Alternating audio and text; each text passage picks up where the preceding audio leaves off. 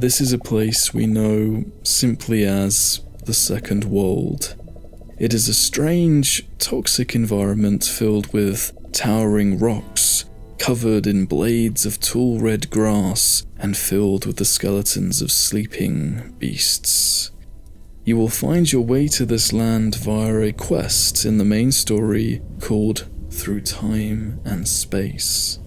This quest takes you through various other worlds that are linked together via portals.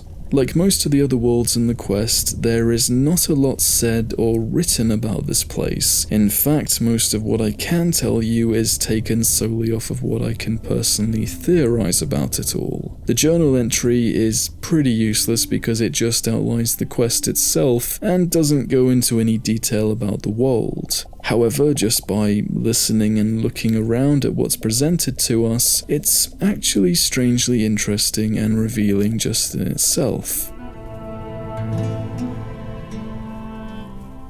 To start with, I'm going to address the toxic nature of this world. If you stand high above on the rocks and ledges surrounding the area, you'll be completely fine. But go any lower than that and you'll end up in these clouds of gas. These clouds, of course, will eventually kill you. We can assume this toxic vapor is something incredibly potent, since it will suffocate and poison even a witcher like Geralt, who is very well known for being rather impervious to any toxins and poisons of many different varieties.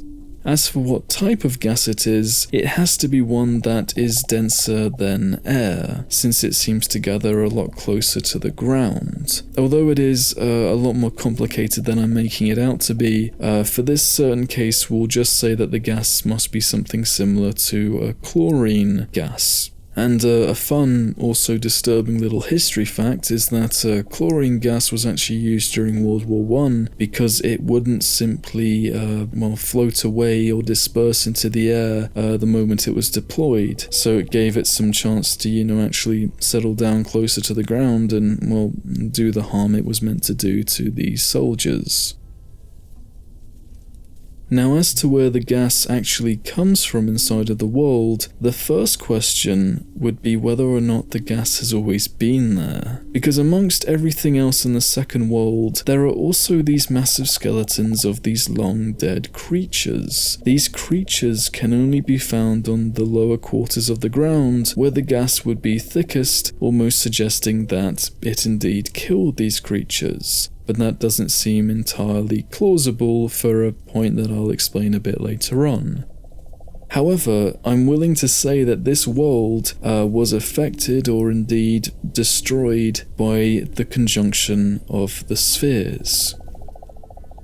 Now, for those of you who don't know, very, very quickly, the conjunction of the spheres is the event that threw all these different monsters and creatures from all these different worlds into a single ecosphere, essentially. That being the world where the game, and indeed, the characters like Geralt and Yennefer currently live in, and that's why you have all these different monsters and all these different creatures inside of one world.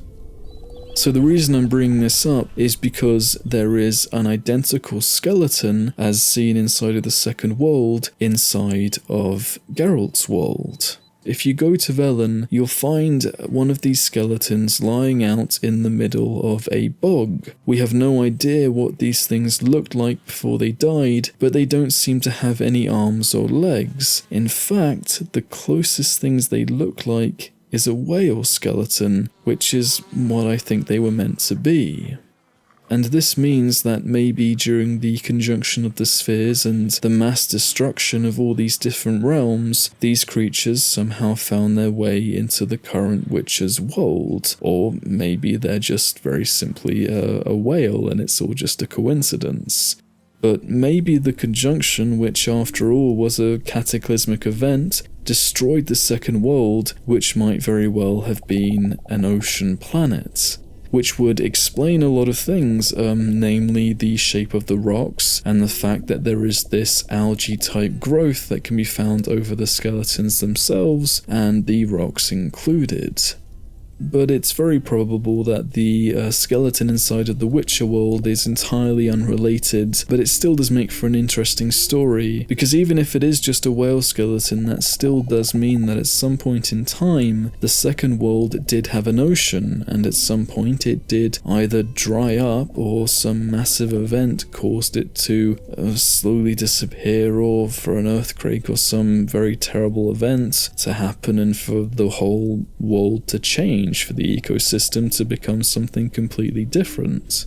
But that doesn't mean that the second world is actually, a void without life. If you listen very carefully while being in this area, you can actually hear the sounds emanating from some type of other creature.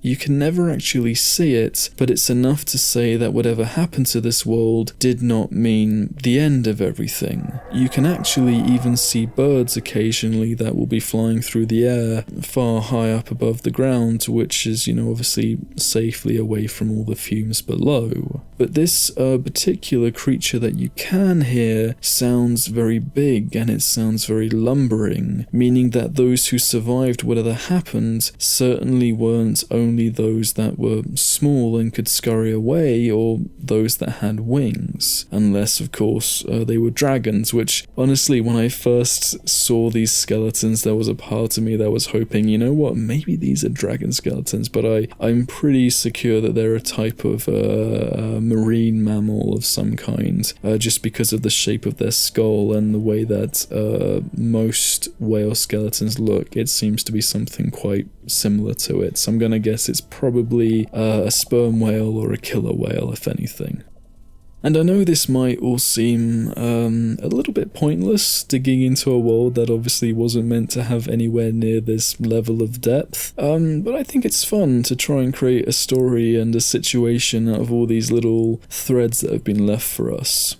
And I know in the end that CDPR probably just used the same model of the whale skeleton because it's what they had, and they had to reuse assets because they couldn't create new ones just for a single area, and it takes time and money, and they knew people would probably just be exploring it for 10 minutes. They probably didn't think that someone was going to come along and try and make an entire video on this one little part of the game, but surprise, surprise, surprise.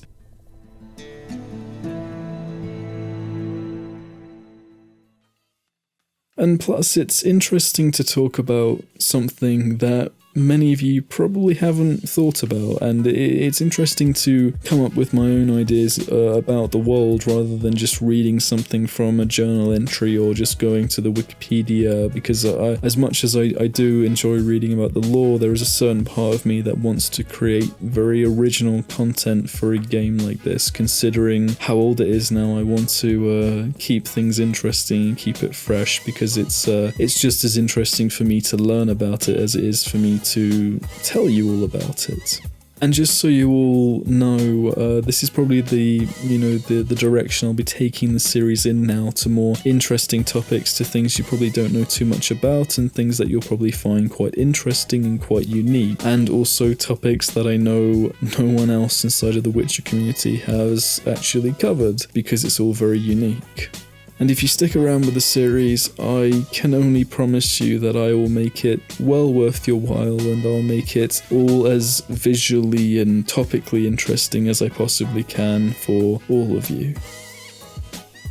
As always, ladies and gentlemen, thank you so much for watching, and please, if you can, just share this video around, or leave a like or leave a comment down below, because if any of you would really like to watch this channel grow, then that's entirely up to all of you, because I'm completely at the mercy of the algorithm gods, and essentially the more comments I get, the more likes I get, the more I will be hopefully recommended by the YouTube gods and goddesses, or, demons and devils, whichever way you want to look at it. And a massive thank you to everyone who's supporting me on Patreon. I really hope I'm keeping up with my promise to create Witcher content and to be able to give you more witchery stuff, because I don't want to just branch off to other, games and other topics without keeping everyone who's here for the Witcher content interested. Until the next one, everyone, you all go and have a very, very wonderful day.